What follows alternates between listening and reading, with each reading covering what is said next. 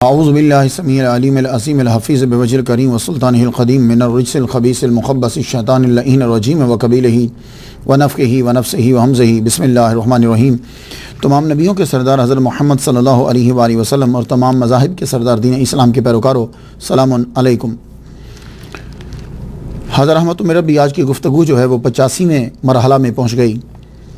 نویں تاجدار ولایت و ولایت حضرت محمد بن علی بن موسیٰ رضی اللہ تعالیٰ عنہ، جو امام جواد اور امام تقی کے نام سے جانے جاتے ہیں، ان کے متعلق آج گفتگو ہوگی۔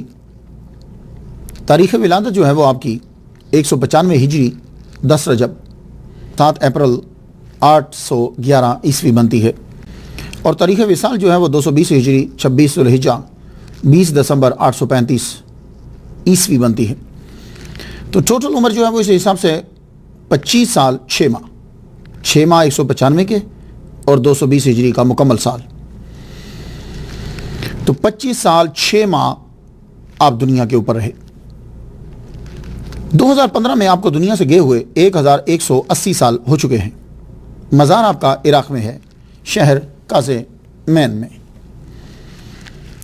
امام رضا بیان کرتے ہیں اپنے والد موسیٰ کاظم سے، وہ بیان کرتے ہیں اپنے والد امام جعفر صادق سے، وہ بیان کرتے ہیں اپنے والد امام باقر سے، وہ بیان کرتے ہیں اپنے والد امام زین العابدین سے، وہ بیان کرتے ہیں اپنے والد امام حسین سے، وہ بیان کرتے ہیں اپنے والد گرامی مولا علی شیر خدا رضی اللہ تعالیٰ عنہ سے۔ مولا علی شیر خدا رضی اللہ تعالیٰ عنہ نے سنا حضور پاک سے، حضور پاک کو بتایا جبریل علیہ السلام نے، جبرائیل علیہ السلام کو اللہ نے کہا جاؤ میرے نبی سے جا کے کہو، اور یہ حدیث پہ اور چین کے ساتھ۔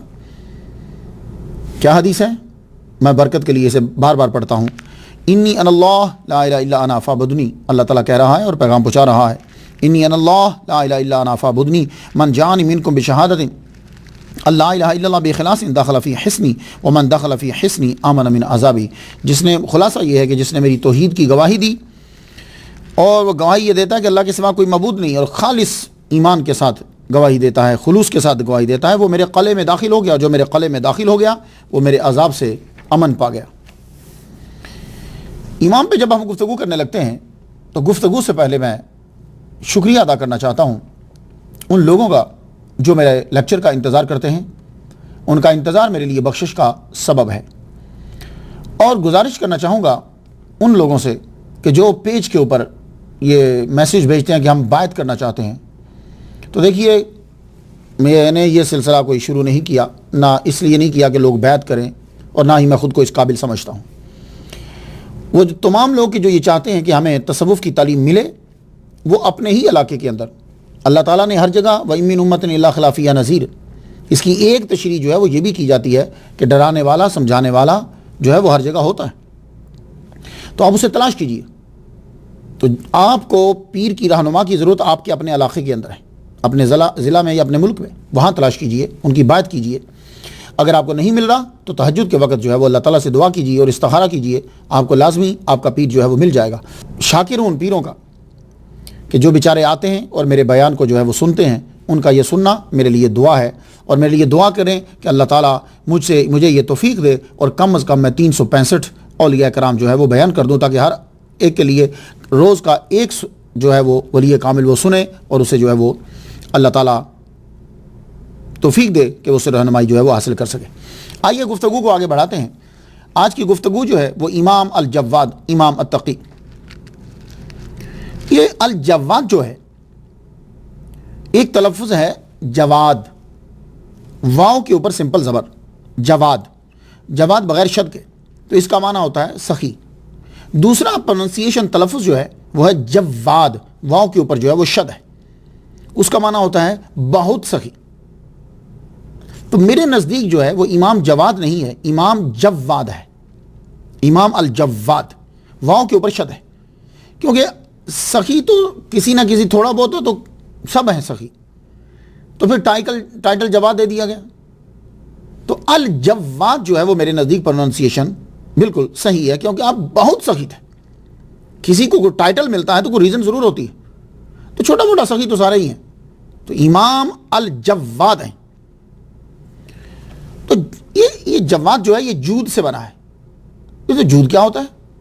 تو غور سے سن لیجیے۔ جود اس سخاوت کو کہا جاتا ہے کہ آدمی خرچ کرنے میں تکلیف محسوس نہ کرے. یہ خرچ کرنے میں تکلیف، خرچ تو ہر کوئی کرتا ہے، تو پھر ہر ایک سخی ہے. بیوی پہ کر رہا ہے، بچوں پہ کر رہا ہے، پولیس کو دے رہا ہے، ٹیکس دے رہا ہے، تو کیا سارے سخی ہیں؟ نہیں. جواد وہ ہوگا، جود سخاوت یہ ہے کہ اس کے لیے خرچ کرنا باعث تکلیف نہ ہو، باعث خوشی ہو. تو امام جواد جو ہیں، یہ جب اللہ تعالیٰ کی راہ میں تقسیم کرتے تھے آپ کو خوشی ہوتی تھی، آپ کے لیے باعث تکلیف نہیں ہوتا تھا. تو صوفیاء کہتے ہیں ان کے نزدیک سخاوت کیا ہے، سخی کون ہوتا ہے اور جواد کون ہوتا ہے، وہ فرق کرتے ہیں. وہ کہتے ہیں کہ سخی وہ ہوتا ہے کہ کچھ رکھ لے اور باقی دے دے، کچھ رکھ لے اپنے پاس رکھے اور باقی دے دے، اسے کہتے ہیں سخی. تو کہتے ہیں جواد وہ ہوتا ہے کہ وہ سب کچھ رب تعالیٰ کی راہ میں دے دے، اپنے پاس کچھ نہ رکھے. تو امام کو جو ٹائٹل دیا گیا ہے یہ الجواد. تو کوئی ریزن تو ہوگی، ٹائٹل جب کسی کو دیا جاتا ہے، لقب کسی کا بنتا ہے تو کوئی ریزن تو ضرور ہوتی ہے. ایسے تو نہیں کسی اور کو کیوں نہیں دے دیا. تو اس کے پیچھے سٹوری جو ہے وہ کیا ہے؟ سٹوری یہ ہے کہ امام الجواد جو ہیں مدینہ شریف میں رہتے تھے، یہ تو آپ ہسٹری میں جانتے ہیں. امام رضا آپ کے جو والد گرامی ہیں وہ خراسان میں رہا کرتے تھے، اور وہ کوئی بادشاہ سے کم آپ کی حیثیت نہیں تھی. بھئی عہدہ تو آپ کو خلیفہ کا ہی دیا گیا تھا نا، حیثیت آپ کی کم نہیں تھی. تو آپ اپنے بیٹے کو مدینہ شریف میں فیملی کو خرچہ بھیجتے تھے. خرچہ بھیجتے تو امام الجواد کیا کرتے، آپ کی عمر جو ہے وہ جب آپ کے والد گرامی دنیا سے، امام رضا علیہ السلام دنیا سے گئے ہیں تو آپ کی عمر ٹوٹل 7 سال تھی. تو گویا کہ 6 سال کے ہوں گے، 5 سال کے ہوں گے. تو جب والد گرامی بھیجتے پیسے تو آپ کیا کرتے کہ آپ مین گیٹ سے نکلتے ہوئے سارا بانٹ دیا کرتے. جب سارا بانٹ دیا کرتے تو مدینہ شریف کے جو لوگ تھے وہ امام کے دروازے مین گیٹ کے سامنے لائن بنا کر کھڑے رہتے کہ جو ہی امام نکلیں گے ہم ان سے مانگیں گے تو دیں گے. تو رشتہ داروں نے کیا کیا کہ وہ آپ کو جب باہر آپ نکلنا چاہتے یا کوئی کام ہوتا تو آپ کو پچھلے دروازے سے نکالتے، بیک سے نکالتے، تاکہ کوئی مانگنے والا نہ ہو. اور آپ چونکہ لٹا دیا کرتے تھے سب. اس چیز کی خبر آپ کے والد گرامی کو ہوئی. امام رضا علیہ السلام کو جب خبر ہوئی کہ مین گیٹ کے بجائے بیک سے جو ہے وہ لے کر جاتے ہیں، تو آپ نے اسپیشل جو ہے وہ وہاں سے تحریر کی، خط لکھا اپنے بیٹے امام الجواد کو. دیکھو اب بیٹا کتنی عمر ہو سکتی ہے، 5 6 سال 7 سال بعد، کیونکہ 7 سال کے بعد تو جب آپ کی عمر 7 سال ہوگی تو والد گرامی دنیا سے چلے گئے. تو 5 سال کا بچہ، 6 سال کا بچہ کچھ عمل کرنے لگ جاتا ہے. تو اتنی ہی عمر ہوگی. تو آپ نے اپنے بیٹے کو خط لکھا، کہا بیٹے سخاوت کو چھوڑنا نہیں ہے، غربا سے چھپنا نہیں ہے. آئے ہائے ہائے، کیا کہہ رہے ہیں، غربا سے چھپ کر مت جاؤ. سخاوت ہماری علامت ہے، یہ ہماری طبیعت بن چکی ہے. ہر وقت پاس کچھ نہ کچھ پاس رکھو، ہر وقت کچھ رکھو. اور سنو، مین گیٹ سے نکلا کرو. اور اگر کوئی تمہارا رشتہ دار مل جائے، انکل مل جائے، کوئی اور ملے تو 50 دینار سے کم نہیں دینا. اور اگر تمہاری آنٹی ملتی ہے، کوئی عورت ملتی ہے تو پھر 25 دینار سے تم نے کم نہیں دینا. یہ والد گرامی خاص طور پر تحریر فرما رہے ہیں. مدینہ والوں کتنے ہی لوگ تھے مدینہ کے کہ جن کے گھروں کا چولہا جو ہے وہ امام الجواد کی سخاوت سے چلا کرتا تھا. تو اب جب ان کو امام الجواد کہا جاتا ہے تو کیا باقی آئمہ سخی نہیں تھے؟ یہ بعض اوقات جب ٹائٹل کسی کو دیا جاتا ہے تو لوگ یہ سمجھتے ہیں کہ شاید یہ صفت اس کے اندر ہے اور کسی کے اندر نہیں ہے. نہیں، یہ بات نہیں. اب جیسے حضرت ابوبکر صدیق کہا جاتا ہے تو کیا باقی سچے نہیں ہیں؟ حضرت عمر فاروق کہا جاتا ہے، کیا باقی فرق نہیں کرتے تھے؟ کرتے تھے. حضرت علی حیدر کرار کہا جاتا ہے، حضرت علی بہادر ہیں تو کیا باقی بہادر نہیں تھے؟ بہادر نہیں تھے تو کیا جنگوں میں کون شریک ہوتا تھا؟ تو پھر یہ کیا ہوتا ہے؟ تو دیکھیے اصل میں ہوتا یہ ہے کہ وہ جو صفت ہے نا وہ ایک خاص مقام میں صادر ہو جاتی ہے. عام طور پر اس مقام پہ دوسروں سے وہ صادر نہیں ہوتی. خاص وقت، خاص مقام میں جب اس کا ظہور ہوتا ہے تو وہ ٹائٹل بن جاتا ہے. یہ ایک زاویہ میں آپ کو بتا رہا ہوں، ورنہ یہ نہیں ہے کہ وہ صفت دوسروں میں نہیں ہوتی. کئی سخی ہیں. تو امام الجواد نے جو 6 اور 7 سال کی عمر میں سخاوت کر ڈالی ہے تو عام طور پر اتنی عمر کے اندر بچے سخاوت اتنی زیادہ نہیں کیا کرتے، لیکن اس کا مطلب ہرگز نہیں ہے کہ یہی سید زیادہ سخی ہے، باقی نعوذ باللہ باقی سید زیادہ سخی نہیں تھے۔ اب بات کو سمجھ میں آ گئی؟ اس امام نے اب امام اور یہ سیرت بیان کرنے کا فائدہ کیا ہے، مجھے میرا مقصد کیا ہے، تاکہ آپ لوگ ان کے عمل کو دیکھو کہ یہ لوگ جو اتنے عظیم تھے یہ کیا کیا کرتے تھے۔ ان کی سیرت جو ہے وہ اس کو پڑھنے کے بعد ہم اپنی زندگی بہتر بنا سکیں۔ مجھے بڑی خوشی ہوئی، یو کے سے مجھے میرے پیج کے اوپر فیس بک پہ میرے پیج کے اوپر جو ہے ایک میسیج آیا کہ میں نے آپ کی تقریریں سننے کے بعد داڑھی مبارک رکھ لی۔ اللہ اکبر جل شان، میری ساری محنت کامیاب ہو گئی، بس کسی ایک نے داڑھی رکھ لی۔ ایک صاحب ہیں وہ پلٹے، وہ کہنے لگے میں اب اولیاء کرام کو، ایک صاحب نے کہا کہ عبد القادر گیلانی رحمہ اللہ کی سٹوری آپ کی پڑھنے کے بعد میرے دل میں ولیوں کی محبت بیٹھ گئی، بس کامیاب ہو گیا میں۔ یہی میں آپ سے چاہتا ہوں۔ تو امام اپنے عمل سے ہمیں کیا بتا رہے ہیں؟ دیکھو امام نے اپنی سخاوت سے ہمیں بتا دی، یہ سخاوت جو ہوتی ہے نا یہ اللہ سے تجارت ہوتی ہے، ایسی تجارت کہ جس میں گھاٹا ہرگز نہیں ہے۔ یہ جو سخاوت ہے اللہ کی راہ میں خرچ کرنا، یہ اللہ کے قریب کرتا ہے، دوزخ سے دور کرتا ہے، جنت کے قریب کرتا ہے، لوگوں کے قریب کرتا ہے۔ تو امام اپنے عمل سے ہمیں سکھا رہا ہے۔ جب ہم امام کے نام کو پڑھیں گے تو اتنی عظیم چیز جو ہے وہ ہمیں حاصل ہو جائے گی۔ آپ جانتے ہو صبح جب ہوتی ہے تو 2 فرشتے آتے ہیں، فرشتوں کے بہت سے کام ہیں لیکن ایک کام ان کا یہ ہوتا ہے، 2 فرشتے اسپیشل آ کر پکارتے ہیں۔ ایک کہتا ہے یا اللہ ان تمام کو اجر دے جو تیرے لیے تیری راہ میں خرچ کرتے ہیں، اور ایک کہتا ہے اس کی جڑ اکھیڑ دے کہ جو بخیلی نہیں کرتا ہے، تیرے راہ میں خرچ نہیں کرتا۔ تو اگر بخاری شریف پڑھنے کا موقع ملے تو یہ حدیث بھی پڑھ لیجیے۔ یہ حدیث جو ہے حضرت ابو ہریرہ رضی اللہ تعالیٰ عنہ کی اتھارٹی پر ہے، یہ حدیث مبارکہ۔ میں خلاصہ بیان کر دیتا ہوں کیونکہ دیکھیے اردو میں تو حدیث ہے نہیں ہے، خلاصہ سن لیجیے۔ آپ جانتے ہیں کہ جب قیامت ہوگی تو سورج کہاں ہوگا؟ ابھی تو سورج 4تھے آسمان پر ہے، ٹھیک ہے؟ تو سورج کی گرمی اتنی شدید ہے، بہت گرمی ہوتی ہے، ابھی وہ 4تھے آسمان پر ہے۔ تو قیامت کے دن وہ 4تھے آسمان پر نہیں ہوگا، وہ سوا نیزے پہ ہوگا۔ تو جب سوا نیزے پر ہوگا تو کتنی شدید گرمی ہوگی۔ آج کی گرمی میں ہم تلاش کرتے ہیں کہ ہمیں کہیں سایہ مل جائے، شیڈ ملے تو ہم گھر میں آ جاتے ہیں، کسی چھت کے تلے کھڑے ہو جاتے ہیں، کسی درخت کے تلے کھڑے ہو جاتے ہیں، کسی سایہ دار جگہ میں کھڑے ہو جاتے ہیں، گاڑی کے اندر بیٹھ جاتے ہیں۔ تو بھئی کوئی چیز اوپر ہوتی تو ہے، اور اوپر بہت ساری چیزیں، لیکن کیا قیامت کے دن بھی اس طرح ہوگا کہ ہم درخت کے نیچے چلے جائیں، کہیں اور چلے؟ نہ کوئی چھت نہیں ہے، کوئی درخت نہیں ہے، کوئی چیز نہیں ہے، بس ایک چیز ہوگی جس کا سایہ ہوگا، وہ ہے اللہ تعالیٰ کا عرش۔ اب آپ سایہ چاہو گے نا کہ آپ کو سایہ مل جائے، تو امام الجواد اپنے عمل سے ہمیں بتا گئے کہ دیکھو اس وقت تمہیں اگر سایہ چاہیے تو میں تمہیں اپنے عمل سے، اپنی زندگی سے تمہیں بتا رہا ہوں، وہ ہے سخاوت۔ اللہ تعالیٰ اس دن 7 قسم کے لوگ ہوں گے کہ جن کو اپنا تخت کا سایہ عطا فرمائے گا، ان میں سے ایک سخی مسلمان ہے کہ جو سخاوت کرتا ہے مسلمان، اس کو اللہ تعالیٰ کے عرش کا سایہ ملے گا۔ بات کو سمجھ میں آ رہی ہے آپ کے؟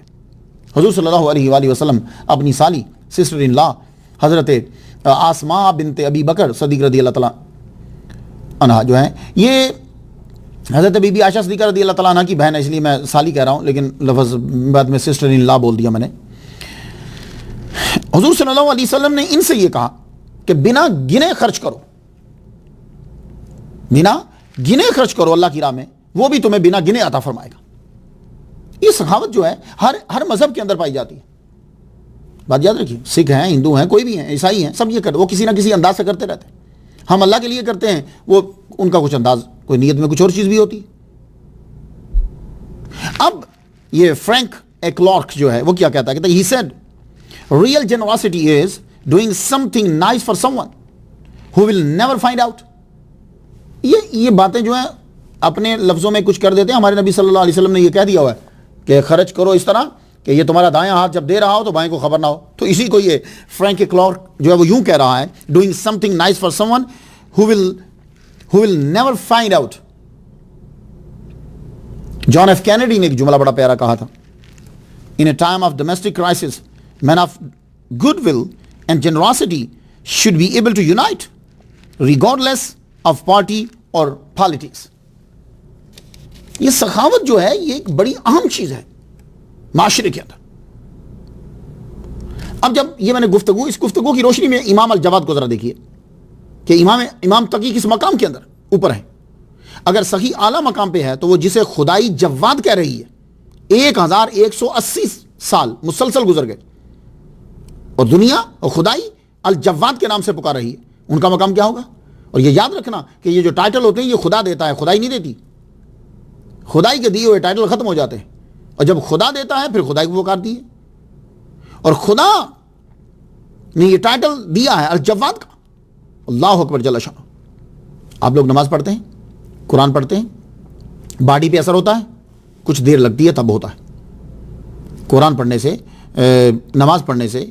لیکن سخاوت ایسا ہے کہ آپ کی باڈی کے اوپر اسی وقت اثر ہوگا. آزما لیجیے کسی بھوکے کو ٹاپ کا کھانا کھلائیے. کوئی آدمی بیچارہ بہت شدید بھوکا ہے، اس کو لائیے اچھے ہوٹل کے اندر بٹھا کر کھانا کھلائیے، اچھا کھانا، پھر دیکھیے تمہاری باڈی پہ کیا اثر ہوا. کسی پیاسے کو ٹھنڈا پانی پلائیے گرمی کے اندر، دیکھیے پھر تمہاری باڈی پہ کیا اثر ہوتا ہے. کسی بچے کی فیس ادا کر دیجیے، جس بیچارے کے بعد جس نے امتحان دینا ہے اور فیس دینے کے لیے پیسے نہیں ادا کیجیے، دیکھیے پھر کیا اثر ہوتا ہے. امام تقی نے بچپن سے ہی سخاوت کو شروع کر دیا.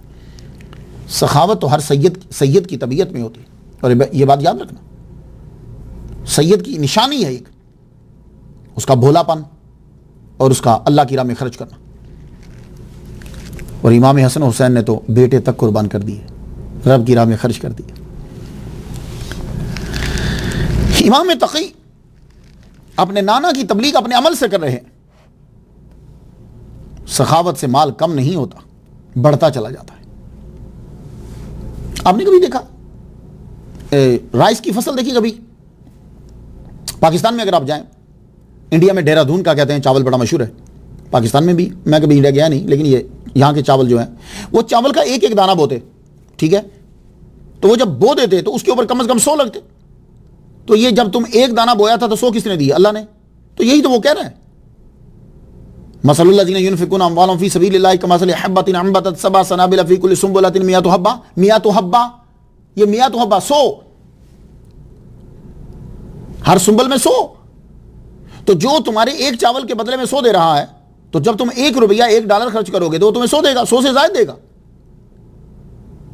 تو سخاوت سے یہ امام اپنے عمل سے بڑھتا ہے، گھٹتا نہیں ہے بھائی. والجاہل السخی احب الی اللہ تعالی من العابد البخیل. ایک جاہل سخی جو ہے، جس کی عبادت کم ہے لیکن وہ سخاوت کرتا ہے، وہ اللہ کو زیادہ محبوب ہے اس بخیل، اس عابد سے جو بخیل ہے، اللہ کی راہ میں خرچ نہیں کرتا. یہی وجہ ہے کہ اولیاء کرام عبادت کرتے تھے، خرچ بھی جو آتا تھا خرچ کر دیتے تھے. یہ بات اس لیے آپ کو ولیوں کے اندر یہ صفت ضرور ملے گی. تو ہمارا جو پروگرام ہے یہ وہی لوگ سنتے ہیں جو تصوف کو پسند کرتے ہیں. اور سخاوت ہے کیا؟ الجود و اجابت الخاطر الاول، پہلے خیال کے آتے ہی اس کے مطابق عمل کرنا کہ یہ اللہ تعالیٰ کی راہ میں دے دو، بس اسی وقت دے دو. اب یہ نہیں سوچنا چاہیے یار 3 شرٹیں ہیں یہ بھی رکھ لیتا ہوں، یہ دے دیتا نا، بس خیال آیا اٹھا کے دے دیا. یہ آئمہ میں پایا جاتا ہے، علی کی اولاد میں ہے، بی بی فاطمہ کی اولاد کے اندر یہ پایا جاتا ہے. بخیلی اور ولایت جمع نہیں ہو سکتی. جو ولی کامل ہے وہ سخی. یہ نہیں ہو سکتا کہ ولی ہو اور بخیل ہو، ولی ہو اور بخیل ہو، نہ، یہ دونوں جمع نہیں ہو سکتے. ولی ہوگا سخی ہوگا، یہ دونوں جمع ہوتے ہیں. اللہ اکبر جل شانہ. یہی وجہ ہے کہ اولیاء نے سب سے پہلے خانقاہ بنائی، خانقاہ میں لنگر کھولا اور پھر لوگوں کو بانٹا دیا. میں شاہ عالم کے واقعے میں بیان کر چکا ہوں آپ کو. بادشاہ آ کر بعض اوقات لنگر میں شامل ہو جاتا تھا.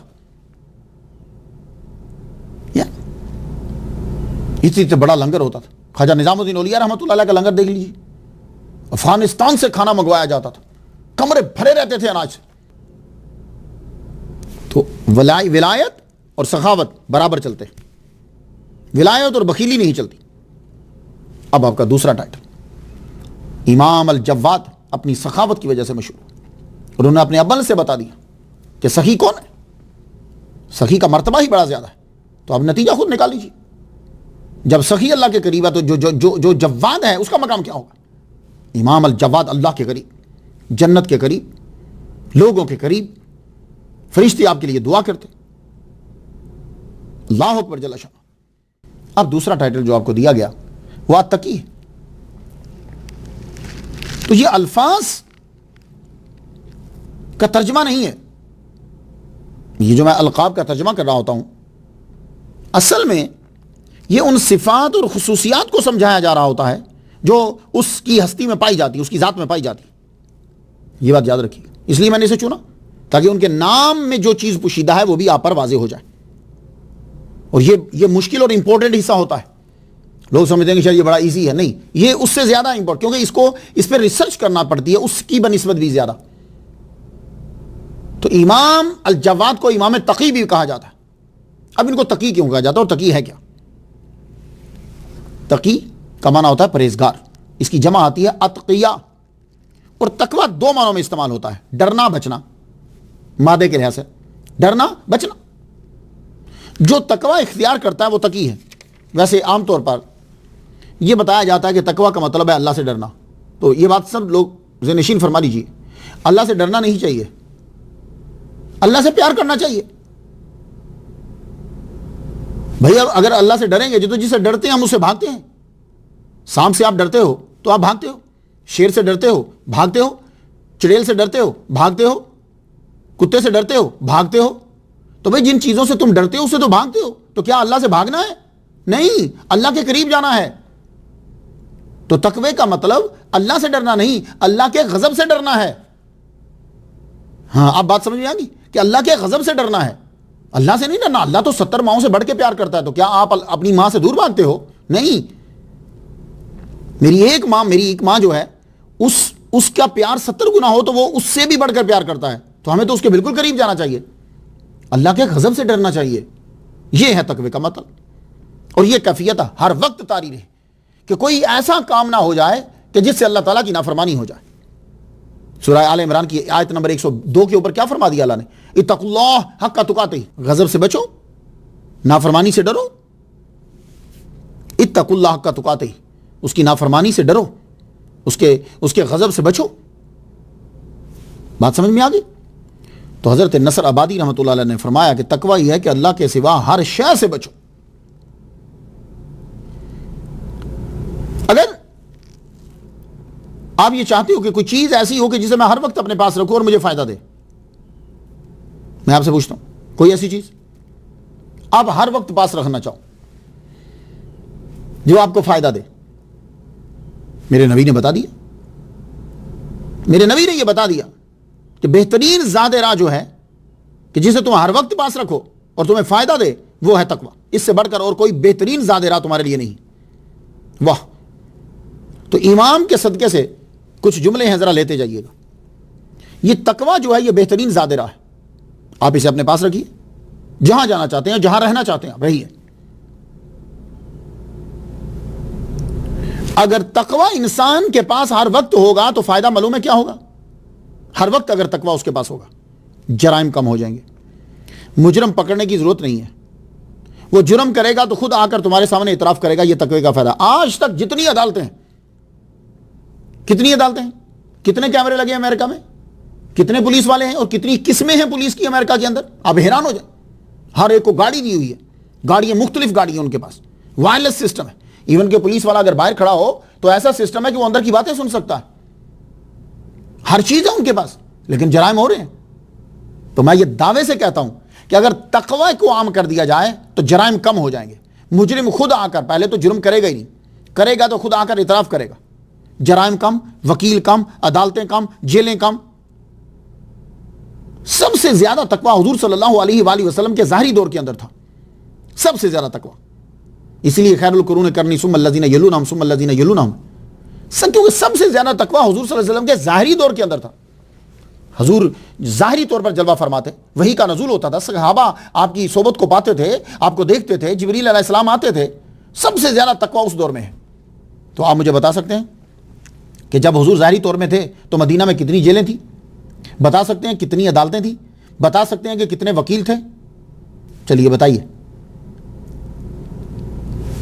بس یہی میں آپ کو بتانا چاہتا ہوں کہ امام نے اپنے ٹائٹل سے ہی ہمیں بتا دیا اتقی، کہ جب تقوی تمہارے اندر پیدا ہو جائے گا، صرف تمہارے اندر ہی نہیں بلکہ تم پوری دنیا میں لاگو کر دو، اپنے معاشرے میں لاگو کر دو، تو جیلیں کم، پولیس والے کم، وکیل بیٹھے رہیں گے، پولیس والے بیٹھے رہیں گے، عدالتیں جج بیٹھے رہیں گے، کیونکہ بندہ جرم ہی نہیں کرے گا. اس کو معلوم ہے کہ اللہ میرے ساتھ ہے اور مجھے ہر برائی سے بچنا ہے، ہر وقت یہ احساس اس کے ساتھ رہے۔ یقین جانیے سیرت تو بڑی دور ہے، ہمارے امام اور ہمارے اولیاء کے ٹائٹل ہی صرف پڑھ لیے جائیں تو آدمی کی زندگی سنور جاتی، بہت کچھ سکھا دیتے ہیں۔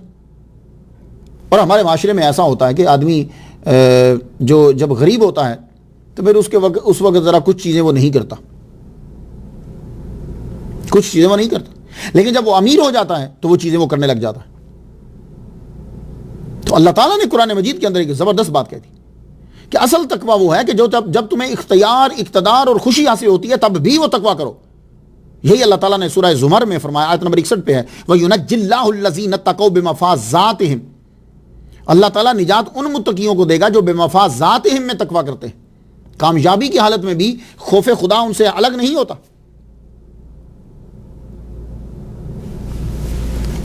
شاید تعریف و تشریح میں کچھ رہ جائے، کیونکہ جب آدمی ڈیفینیشن کرتا ہے یہ تقویٰ ہے، یہ بہادری ہے، یہ شجاعت ہے، یہ اسلام، تو کچھ سمجھ نہیں آتا۔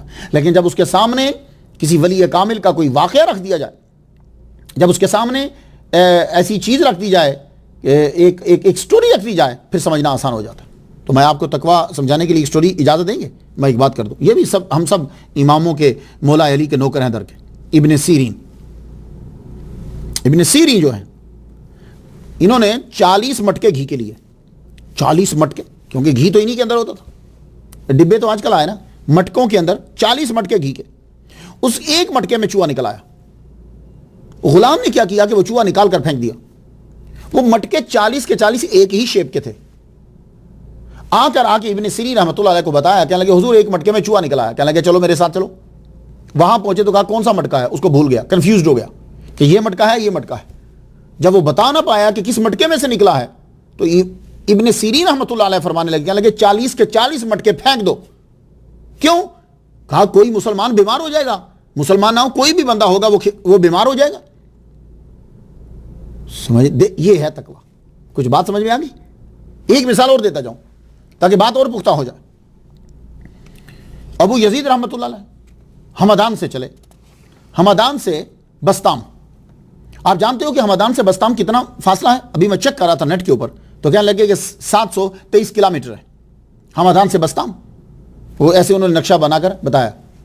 723 کلومیٹر دور آپ نے کچھ چیز خریدی، اس کے اندر 2 چیونٹیاں آ گئیں۔ آپ جب بستام پہنچے تو وہ چیونٹیاں 2 آپ کو نظر آئیں۔ آپ بستام سے پھر 723 کلومیٹر کا فاصلہ طے کر کے واپس ہمدان گئے اور ان 2 چیونٹیوں کو وہاں چھوڑ کر آئے۔ اللہ اکبر جل شان، اللہ اکبر جل شان، کہ یہ 2 چیونٹیاں جو ہیں، میں نے جو سامان خریدا تھا، یہ بیچاری وہاں کی رہنے والی ہیں، یہاں آ گئی ہیں۔ امریکہ کے اندر یہاں ریڈ چیونٹی ہیں، ریڈ، وہ بہت خطرناک ہوتی ہیں، لڑ جائے یہ کہتے ہیں کہ یہ باہر سے کہیں سے آئی ہیں۔ اب وہ بندے باہر سے، اس لیے یہ فوڈ کو بڑا چیک کرتے ہیں، بلکہ رستے میں پوچھتے ہیں تمہارے پاس کیا کیا فوڈ ہے، یہ ڈرے ہوئے ہیں اس چیونٹی سے۔ لیکن ہمارا امام، ہمارا ولی کامل دیکھیے، وہ 2 چیونٹیاں واپس وہاں چھوڑنے گئے ہیں کہ بھائی یہ وہاں سے یہاں، تو یہ خوف خدا ہے کہ احساس ہے کہ چیز وہاں کی تھی، میں یہاں کیوں لاؤں؟ کچھ لوگوں کو یہ بات عجیب سی لگے گی، تو اسے کہتے ہیں تقویٰ۔ تو امام التقی نے اپنے ٹائٹل میں بتا دیا، اپنے عمل سے بتا دیا کہ دیکھو اللہ کے قریب ہونا چاہتے ہو تو ان اکرمکم عند اللہ اتقاکم، اللہ تعالیٰ کے نزدیک معزز وہ ہوتا ہے جو متقی ہو، جس کے اندر جرائم کم ہیں۔ آج بھی دیکھ لیجیے پوری دنیا کیا کرتی ہے، امریکہ کیا کر رہا ہے، یہ یورپ والے کیا کرتے ہیں، ان کو جہاں پتہ چلتا ہے کہ کوئی آدمی کام کا ہے، پکڑ کے لا کے اس کو اپنے ملک میں لے آتے ہیں، فری میں گرین کارڈ دیتے ہیں، نوکری دیتے ہیں، چلو آؤ کام کرو۔ تو یہ لوگ ایک خوبی والے کو پکڑتے ہیں جس کے پاس سائنس کی خوبی ہے، جس کے پاس الیکٹرانک ایسی یہ خوبی، جس کے پاس کوئی نیٹ کی خوبی، کمپیوٹر کے بارے میں جانتا ہے، اسے پکڑ کے لے آئیں گے۔ اور ہم لوگ کیا کرتے ہیں، مسلمان اگر کسی کے اندر خوبی ہوتی ہے ہم کوشش کرتے ہیں یہ جلدی مر جائے۔ ان اکرمکم عند اللہ اتقاکم، اللہ کے نزدیک زیادہ معزز وہ ہے جو زیادہ متقی ہے تم میں سے۔ اور حضور صلی اللہ علیہ وآلہ وسلم نے بھی اسی کو قریب کیا اپنے، جو زیادہ متقی ہے۔ کل تقی و نقی فہو اہلی، اس حدیث کا کیا مطلب تھا؟ کل تقی و نقی فہو اہلی، ہر متقی و پرہیزگار آدمی میری اہل ہے۔ کیا مطلب؟ وہ میرے زیادہ قریب ہے، کوئی بھی ہو۔ اس لیے جتنے لوگ سماعت کر رہے ہو اپنی ذاتوں پہ دھیان نہ دیا کرو، اپنی عادتوں پہ دھیان دیا کرو، کیونکہ جتنی تمہاری عادتیں اچھی ہوتی چلی جائیں گی اتنے ہی تم رب کے قریب ہو جاؤ گے، اور اتنے ہی تم محمد مصطفیٰ صلی اللہ علیہ وسلم کے قریب ہو جاؤ گے۔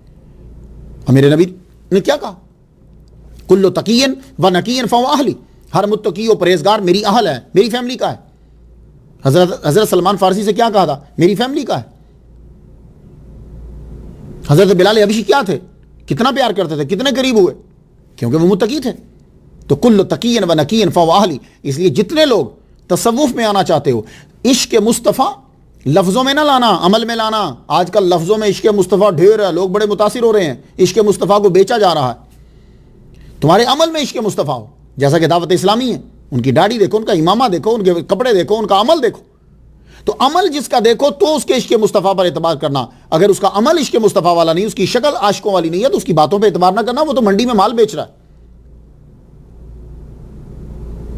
ابھی میں یہ حمزہ یوسف، میں اس کو سن رہا تھا، تو اس سے ایک آدمی نے سوال کیا مرزائیوں کے بارے میں کہ پاکستان نے مرزائیوں کو کافر قرار دیا ہے، آپ کیا کہتے ہیں؟ تو کہنے لگا یہ ان کا سیاسی مسئلہ تھا۔ لو، کتنا بڑا اسکالر ہے امریکہ کا، آکسفورڈ یونیورسٹی سے بلاتی ہے، مجھے لگتا ہے کہ اس بندے نے اس کی کتابیں ہی نہیں پڑھی ابھی تک، اور وہ تصوف اور عشق مصطفیٰ کو عام کر رہا ہے۔ اب بتاؤ کہ جس نے محمد مصطفیٰ صلی اللہ علیہ وآلہ وسلم کے بعد ایک اور نبی کو مان لیا، اس کو جو مسلمان قرار دے رہا ہے، ایک عام فرقہ قرار دے رہا ہے، اس کے عشق مصطفیٰ کو اور تصوف کو کیا کرنا ہم نے؟ میرے پیج کے اوپر آپ اس کا کلپ دیکھ سکتے ہو۔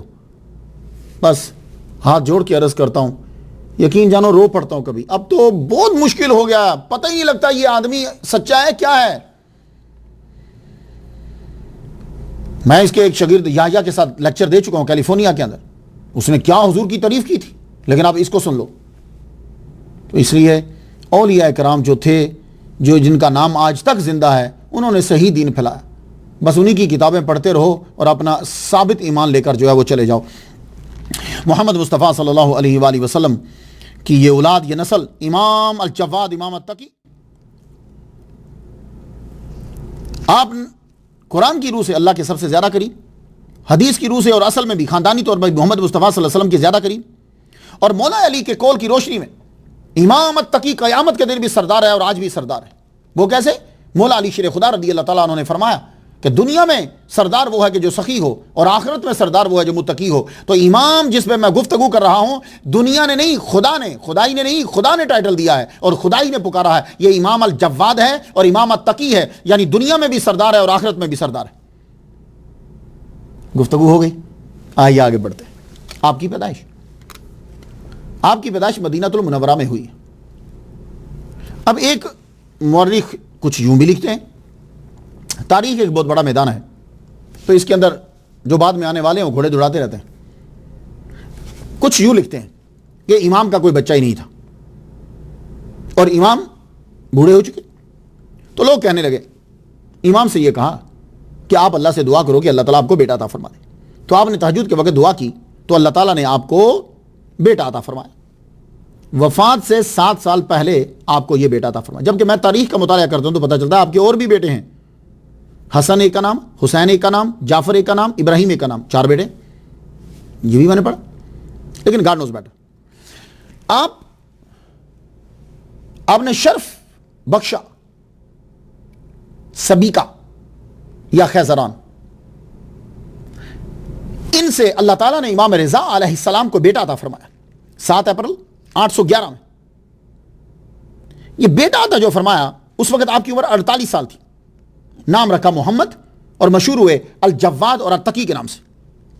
تو امامیہ جو فرقہ ہے وہ انہیں اپنا امام مانتے ہیں۔ یہاں میں ایک بات عرض کرتا جاؤں، اہل تشیع کہتے ہیں کہ ہمارے نزدیک امام کی تعریف و مقام جدا ہے۔ ان کے نزدیک امام وہ ہوتا ہے، اہل تشیع کہتے ہیں کہ ہمارے نزدیک امام کو اللہ چنتا ہے، اور وہ 12 ہیں۔ امامیہ فرقہ جو کہتے ہیں وہ 12 ہیں۔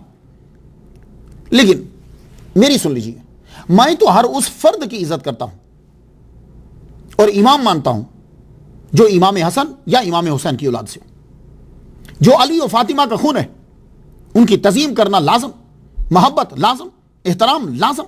کیوں کہ ہم نماز میں جو درود پڑھتے ہیں، اللہم صلی علی محمد وعلی آل محمد، سید بھی لگا لیا، اللہم صلی علی سیدنا محمد وعلی آل سیدنا محمد. یہ علی آل سیدنا جو محمد، یہ صرف 12 پہ درود نہیں پڑھا جاتا. یہ محمد مصطفیٰ صلی اللہ علیہ وسلم کی بیٹی مولا علی اور فاطمہ دونوں کے بیٹے حسن و حسین، ان کے جو جتنی اولاد ہے اس سب پر پڑھا جاتا اللہم صلی علی سیدنا محمد وعلی آل سیدنا محمد. یہ صرف 12 پہ نہیں پڑھا جاتا، سب پہ پڑھا جاتا. تو اس لیے جو اولیاء کے سردار ہیں، جن سے ولایت آگے چلتی ہے، میرے نزدیک احترام و تعظیم صرف 12 تک محدود نہیں ہے. مولا علی اور بی بی فاطمہ کی اولاد کے ہر فرد کے در کے غلاموں کے غلام ہیں ہم، کیونکہ وجہ تعظیم ان کا مولا علی اور بی بی فاطمہ کی اولاد سے ہونا ہے. یہی وجہ ہے کہ صرف امام زین العابدین کے بیٹے امام باقر علیہ السلام کی عزت نہیں کرتے، بلکہ ان کے 8 لڑکوں کی عزت کرتے ہیں. حضرت زید، حضرت عبداللہ، حضرت عبید اللہ، حضرت حسن، حضرت حسین، حضرت علی، حضرت عمر، یہ ان کے بیٹے ہیں، ان کی عزت کرتے ہیں، کیونکہ یہ بھی حضرت امام باقر علیہ السلام کی طرح حضرت امام زین العابدین کے بیٹے ہیں. ہم امام باقر کے بیٹے امام جعفر صادق علیہ السلام کی طرح ان کے باقی بیٹوں کی بھی عزت کرتے ہیں. امام باقر کے بیٹے حضرت عبداللہ کی بھی عزت کرتے ہیں، حضرت ابراہیم بن امام باقر کی بھی عزت کرتے ہیں، حضرت امام جعفر بن امام باقر کی بھی عزت کرتے ہیں، یہ بھی ان کے بیٹے، یہ بھی سید ہیں. امام جعفر صادق کے بیٹے موسیٰ کاظم کے ساتھ ساتھ باقی 5 کی بھی عزت کرتے ہیں، حضرت اسماعیل بن جعفر صادق، حضرت عبداللہ بن جعفر صادق، حضرت اسحاق بن جعفر صادق، حضرت علی بن جعفر صادق، حضرت محمد بن جعفر صادق، حضرت موسیٰ بن جعفر صادق، فروہ، یہ بیٹی ہیں آپ کی. تو امام کاظم کے ساتھ ساتھ ان کے بھائیوں کی بھی عزت کرتے ہیں. امام موسیٰ کاظم کے بیٹے امام علی رضا کی طرح باقی بیٹوں کی بھی عزت کرتے ہیں. حضرت عقیل بن موسیٰ کاظم، حضرت ہارون بن موسیٰ کاظم، حضرت حسین بن موسیٰ کاظم، حضرت عبید اللہ بن موسیٰ کاظم، حضرت اسماعیل بن موسیٰ کاظم، حضرت یحییٰ بن موسیٰ کاظم، حضرت ابوبکر بن رضا، جعفر، حضرت حمزہ، حضرت عباس، حضرت حسن، حضرت زید، حضرت عبد الرحمن، حضرت اسحاق، حضرت احمد، حضرت عمر، حضرت جعفر اصغر، حضرت قاسم، حضرت عبداللہ. تو امام موسیٰ کاظم کے بیٹے امام علی رضا ہی نہیں بلکہ امام موسیٰ کاظم کے باقی بیٹوں کی بھی عزت کرتے ہیں. امام علی رضا کے بیٹے امام الجواد کے ساتھ ساتھ امام رضا کے باقی جو بیٹے ہیں ان کی بھی عزت کرتے ہیں. امام حضرت حسن، حضرت حسین، حضرت جعفر، حضرت ابراہیم، کیونکہ یہ بھی امام علی رضا کے بیٹے. تو امام جواد کے بیٹے 10ویں امام علی بن محمد بن علی کے ساتھ ساتھ ان کے دوسرے جو بیٹے ہیں حضرت علی بن جواد، حضرت موسیٰ بن جواد، ان کی بھی عزت کرتے ہیں. 10ویں امام کے بیٹے 11ویں امام حضرت حسن عسکری بن علی کے ساتھ ساتھ ان کے دوسرے بیٹوں کی بھی ہم عزت کرتے ہیں. ان کا نام حضرت حسن، حضرت حسین، حضرت جعفر، ان کی بھی عزت و احترام کرتے ہیں. تو ہمارا عقیدہ صرف 12 تک ہی محدود نہیں. جو بھی امام حسن و حسین کا بچہ ہے ہمارے سر کا تاج ہے، وہ مسلمان ہے تو ہمارے سر کا تاج ہے، اس کی عزت کرنا ہم پہ لازم ہے. کیوں؟ اس لیے کہ ہم اپنی نماز کے اندر اللہم صلی علی محمد وعلی آل محمد، تو آل محمد کے اندر 12 نہیں ہوں گے، صرف 12 شخص نہیں ہوں گے، آل محمد کے اندر سب شامل ہو جائیں. اللہم صلی علی سیدنا محمد و آباء محمد وعلی آل محمد وبارک وسلم. تو امامیہ کے نزدیک امام میں وہی اختیارات ہوتے ہیں جو نبی میں ہوتے ہیں، لیکن اہل سنت و جماعت کے نزدیک امام اصل میں پیشوائے دین کے معنی میں ہوتا ہے. پیشوائے دین کے معنی، اب پیشوائے دین میں جیسے امام اعظم، امام شافعی، امام مالک، امام احمد بن حنبل، یہ پیشوائے فقہ ہے. امام غزالی، امام رازی عقائد و کلام میں امام تھے. امام نافع، عاصم یہ قرات میں امام تھے. 12 امام کو سب فنون والوں نے عزت اور احترام سے دیکھا. اس کا مطلب یہ ہرگز نہیں ہے کہ 12 اماموں کو کوئی مانتا نہیں ہے، مانتے، بلکہ جو بھی کسی شعبے میں امام بنا اس امام نے ان ائمہ کو مانا ہے. کیوں؟ اس لیے کہ یہ حضرت امام حسن و حسین ان کی اولاد میں سے. تو میں آپ کو بتا رہا تھا کہ امام جواد کے والد کا نام امام رضا ہے اور آپ کی والدہ خیزران. تو آپ مدینہ المنورہ میں پیدا ہوئے. آپ کی ولادت کے 7 سال بعد 818 میں امام رضا علیہ السلام واصل باللہ ہوئے. ہر ولی کسی نہ کسی ولی کے قلب پر ہوتا ہے. امام الجواد حضرت ابراہیم علیہ السلام کے قلب پر ہے. آپ کو اللہ تعالیٰ نے علم لدنی عطا فرمایا. آپ نے بہت کم وقت اپنے والد گرامی کے ساتھ گزارا لیکن علم اللہ نے آپ کو بہت دیا. جیسا کہ حضرت ابو ہریرہ رضی اللہ تعالیٰ عنہ بہت کم وقت ہے لیکن آپ کو علم اللہ تعالیٰ نے بے شمار دیا. محمد مصطفیٰ صلی اللہ علیہ وسلم کی دعا کے صدقے سے حافظہ پاورفل دیا اور آپ 24 گھنٹے حضور صلی اللہ علیہ وسلم کے ساتھ ہی رہتے تھے، ہر حدیث کو یاد کرتے. اب آ جائیے امام الجواد پر خلفاء کی نظر.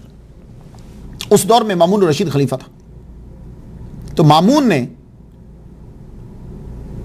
امام الجواد اور امام تقی کو اپنی بیٹی دی. کچھ بات سمجھ میں آ رہی ہے؟ ام فضل کا نکاح ان کے ساتھ کر دیا. اب ذرا میری ایک بات سنتے جائیے. بنو امیہ مکمل طور پر اولاد فاطمہ کے خلاف، انہوں نے اینڈ تک ان کے ساتھ دشمنی نبھائی.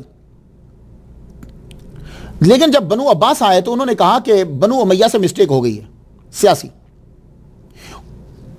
بنو فاطمہ سے، اولاد فاطمہ سے دشمنی کی بنا پر لوگ بنو امیہ کے دشمن ہو گئے. تو بنو عباس نے کیا کیا کہ انہوں نے اپنے ہر خلیفہ نے اپنے دور کے اندر کسی نہ کسی سید زادے کو اپنے ساتھ رکھا. وہ سید زادے کو جو ساتھ رکھا جاتا تھا اس سے لوگوں کے منہ مڑے رہتے تھے کہ بھائی یہ اولاد فاطمہ کو مانتے ہیں، تو وہ کسی نہ کسی بچے کو پکڑ لیتے تھے. لیکن وہ جو سامنے رکھتے تھے، پیچھے جو بچہ اٹھتا تھا اس کو وہ قتل بھی کر دیتے تھے. یہ نہیں ہے کہ بنو عباس نے اولاد فاطمہ کو مارا نہیں ہے، بہت سے مارے ہیں. سامنے وہ ایک کے ساتھ دوستی نبھاتے تھے. یہ طریقہ کار پھر آگے بھی چلتا رہا. اگر آپ ہسٹری پڑھیں گے تو آپ کو معلوم ہوگا کہ کوئی بھی چھوٹے لیول کا آدمی جب بادشاہ بنا ہے تو اس نے یا تو بنو عباس میں سے کسی کو پکڑ لیا یا اولاد فاطمہ سے کسی نہ کسی کو اپنے ساتھ ضرور رکھا. میری بات آپ سمجھ رہے ہیں؟ ساتھ ضرور رکھا. اور یہی سلسلہ پھر منگولوں میں داخل ہوا. منگولوں کے ذریعے سے پھر وہ وہاں سے چلتا ہوا ہندوستان میں آیا. تو ہندوستان کے بادشاہ بھی جو تھے وہ بھی کسی نہ کسی طرح سے کسی نہ کسی سید کو اپنے ساتھ رکھتے تھے، یا خود اس کے مرید بن جاتے تھے، یا کسی ولی کی درگاہ کے اوپر حاضری ضرور دیتے تھے. بات کو سمجھ میں آ رہی ہے آپ کو؟ تو یہ تقریباً ایک مثال وہیں سے لی گئی تھی. تو مامون نے کیا کیا کہ مامون نے، امام الجواد نے اس کا پورا دور دیکھا ہے. مامون کا، اس کا انتقال 218 ہجری میں ہوا ہے اور امام کا 220 ہجری میں ہوا ہے. 2 سال کا فرق ہے نا. یہ جو مامون تھا اس نے پہلے علم حاصل کیا جو عربی جیسے حاصل کرتے، علم سارا پڑھا. اس کے بعد یہ فلسفے کی طرف اس کا رجحان ہو گیا. یہ فلسفے نے آ کر اسلام کے اندر جب فلسفہ داخل ہوا ہے اس نے آ کر لڑائیاں کروائی ہیں. فلسفہ اس نے پڑھا. اب جب اس نے فلسفہ پڑھا تو یہ ایک دم سے پٹڑی سے اتر گیا.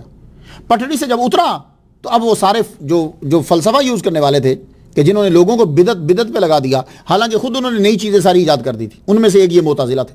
گھس گئے، کیا لگے قرآن مخلوق ہے. اب یہ بدعت نہیں، بدعت ہے، پکا کروا دیا قرآن مخلوق ہے. تو مامون بھی جو ہے نا وہ اس کے اوپر بھی قبضہ ہو گیا. تو اسحاق بن ابراہیم کو بغداد میں قاضی القضات مقرر کیا اور تمام اختیارات دے دیے. جو مولوی، عالم، محدث، مفکر اس بات کا انکار کرے کہ قرآن مخلوق نہیں ہے، اڑا دو، جتنی مرضی سزائیں دو. کچھ چند ہی ہوں گے، 1-2 ہی ہوں گے جو رکے ہوں گے. ان میں سے ایک حضرت امام احمد بن حنبل ہے. امام احمد بن حنبل رحمۃ اللہ علیہ، آپ کو شدید سزائیں دی گئی. اتنے کوڑے مارے جاتے، میں بیان کر چکا ہوں ڈیٹیل ان کے واقعے کے اندر، آپ سن سکتے ہیں. اتنے کوڑے مارے جاتے، آپ بے ہوش ہو جاتے، جیل میں ڈال دیا جاتا، نکال کے پھر کوڑے مارے جاتے. تو عباسی خلیفہ مامون کہا کرتا تھا معاویہ عمر بن العاص کی وجہ سے، عبد الملک حجاج بن یوسف کی وجہ سے مشہور ہوا، لیکن میں اپنی کوششوں کی وجہ سے مشہور ہوا ہوں. تو امام الجواد رضی اللہ تعالیٰ عنہ نے اس کا سارا دور دیکھا ہے، اور معتصم باللہ جو اس کے بعد اس کا بیٹا جو خلیفہ بنا تھا اس کا 2 سال دیکھے. امام الجواد کے ساتھ تاریخ ابن خلدون میں ہے کہ خلیفہ مامون نے محمد بن علی رضا ملنے جب آئے، ملاقات ہوئی تو مامون نے خلعت دی اور اپنی بیٹی ام فضل کا نکاح کر دیا. نکاح کے 13ویں برس میں خلوت صحیحہ کرا دی. اس کے بعد امام جو ہیں وہ مامون کی بیٹی کو لے کر مدینہ واپس چلے گئے. بہت کم عمر میں، امامیہ کا یہ کہنا ہے کہ ان کو بہت کم عمر میں امامت مل گئی. ہمارے نزدیک ولایت جو ہے، جیسے علم لدنی، بہت سے ولی ہیں جو کم عمر میں ولایت کا اعلان کر دیتے ہیں، جیسے عبد القادر گیلانی رحمۃ اللہ علیہ، بہت سے اولیاء کرام ہیں. تو امام جو ہیں اللہ تعالیٰ نے ولایت چھوٹی عمر میں ہی، علم بھی عطا فرما دی، ہر شے عطا فرما دی. آپ واپس مدینہ، جو جب مدینہ جا رہے تھے تو کوفہ رکے. شادی کے بعد مدینہ جب جا رہے تھے، رخصتی ہوئی تو آپ کوفہ میں رکے.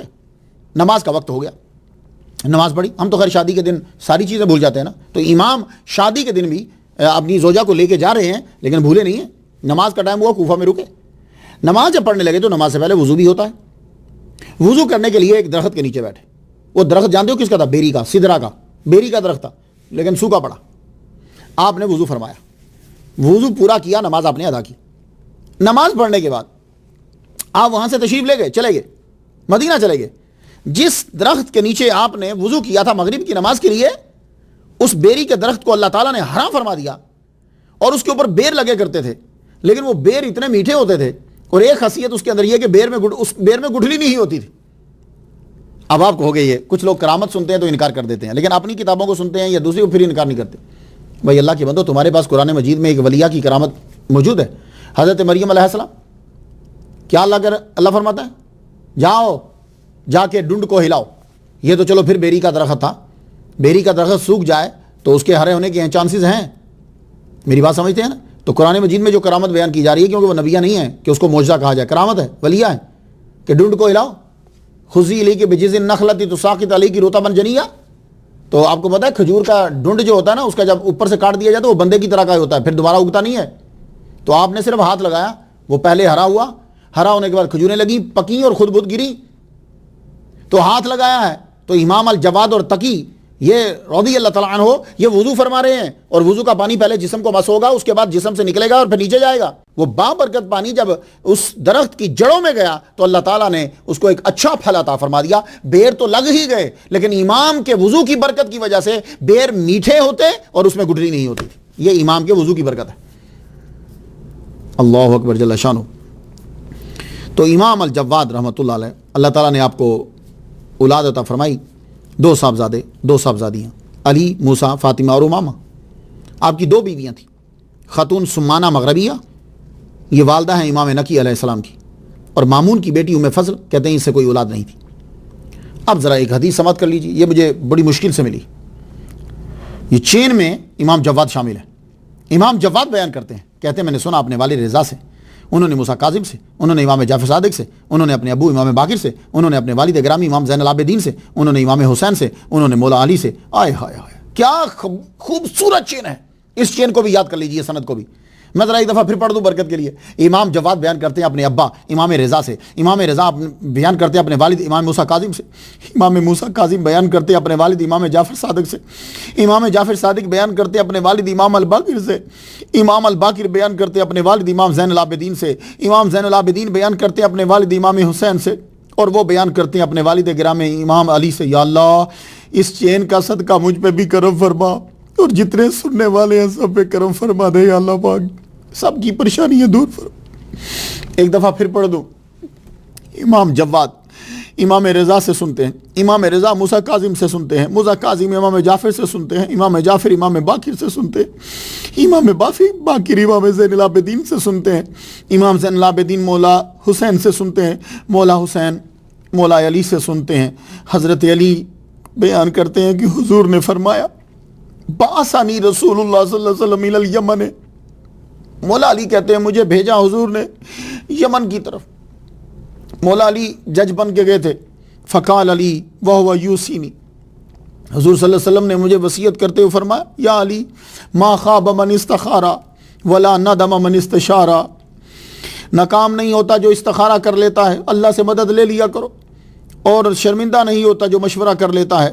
یا علی علیک بالدلجۃ فإن الارض تطوى باللیل ما لا تطوى بالنہار، بالدلجہ رات کے وقت سفر کرنا، فإن الارض تطوى لپیٹ دی جاتی ہے رات کو، ما لا تطوى بالنہار دن کو لپیٹی نہیں جاتی۔ یا علی اخذ بسم اللہ، یا علی اخذ بسم اللہ، اللہ کے نام سے آغاز کر۔ بارک اللہ لامتی فی بکورہا، اللہ تعالیٰ نے میری امت کے صبح کے کاموں میں برکت رکھ دی۔ یا علی اخذ بسم اللہ، بارک اللہ لامتی فی بکورہا۔ اللہ اکبر جل شان۔ یہ حدیث مبارکہ میں نے اپنے استاد بھی ہیں، انہوں نے خلافت بھی مجھے دی، علامہ زبیر نقشبندی صاحب، انہیں جب سنائی بڑے خوش ہوئے، بڑے خوش ہوئے۔ یہ عظیم لوگ ہوتے ہیں، جب سنتے ہیں تو خوش ہوتے ہیں اور تعریف کرتے ہیں۔ اللہ اکبر جل شان۔ اللہ تعالیٰ اس حدیث کا صدقہ سب پہ کرم فرمائے۔ اب امام کی کرامت سنتے چاہیے، امام الجواد اور امام تقی کی کرامت کیا ہے؟ بس ذرا بات دھیان سے سنیے گا، ایک بہت بڑا مسئلہ حل ہو جائے گا۔ میں کرامت کم بیان کرتا ہوں، میں سیرت پہ عمل پہ زیادہ، لیکن یہ کرامت مجھے بیان کرنا ہے کیونکہ امام الجواد کے صدقے سے ایک مسئلہ حل کرنا ہے دنیا کا۔ مولانا عبد الرحمن جامی نے شواہد النبوہ کے اندر اسے نقل کیا۔ پہلے کرامت سن لیجئے پھر بات بتاتا ہوں۔ کرامت کیا ہے کہ ایک بندے کو عدالت میں پیش کیا گیا، عدالت میں پیش کیا کہ یہ نبوت کا دعویٰ کرتا ہے، اس نے کہا کہ میں نبی ہوں۔ عدالت میں لایا گیا، کہا بھائی تیرے پہ الزام ہے کہ تو نے نبوت کا دعویٰ کیا ہے، تو بات کیا ہے؟ تو جو پکڑ کے لایا تھا وہ کہنے لگا جی یہ کہتا ہے کہ میں سیریا، شام جس کو آپ سیریا کہتے ہیں پہلے، میں شام میں نماز پڑھ رہا تھا، عبادت عشاء پڑھ لی، ٹائم گزر گیا، وہاں سے پھر میں کوفہ گیا، کوفہ سے مدینہ گیا، مدینہ سے مکہ گیا، مکہ سے پھر سیریا واپس آ گیا. یہ اس نے کہا تو لوگوں نے کہا جی یہ نبوت کا دعویٰ کر رہا ہے. کیوں؟ اس لیے کہ رات کے قلیل عرصے کے اندر کہیں بہت دور چلے جانا اور واپس آ جانا رات کے عرصے میں، یہ تو معراج کا واقعہ ہے. تو انہوں نے خود ہی اپنی مائنڈ سے بنا لیا کہ اس نے نبوت کا دعویٰ کیا. اب لوگوں کی عادت یہ ہوتی ہے جب ان کو دشمنی ہو نا تو پھر وہ اپنی طرف سے ایڈ کر کے بات خود ہی بنا، جو نہیں ہے اس کا تذکرہ بھی کر دیں گے. تو عدالت میں جب پیش کیا گیا تو قاضی نے پوچھا واقعہ کیا ہے؟ تو اس آدمی نے مامون کے گورنر کو یہ بتایا واقعہ کچھ یہ ہے. کہتا ہے کہ میں سیریا کی مسجد میں یعنی شام کی مسجد کے اندر عبادت میں مصروف تھا کہ اچانک ایک ہستی ظاہر ہوئی اور مجھے بولے آ میرے ساتھ چل. میں نے ان کا ہاتھ پکڑ لیا، ہاتھ پکڑ کر میں باہر چلا تو تھوڑی دیر کے بعد کیا دیکھتا ہوں کہ میں نے خود کو کوفہ کی مسجد میں پایا. وہ کوفہ کی مسجد میں نماز پڑھنے لگے، میں ان کے ساتھ رہا. جب وہ نماز پڑھ چکے میں انہیں دیکھتا رہا، پھر انہوں نے میرا ہاتھ پکڑا اور پھر مسجد کے باہر چلے.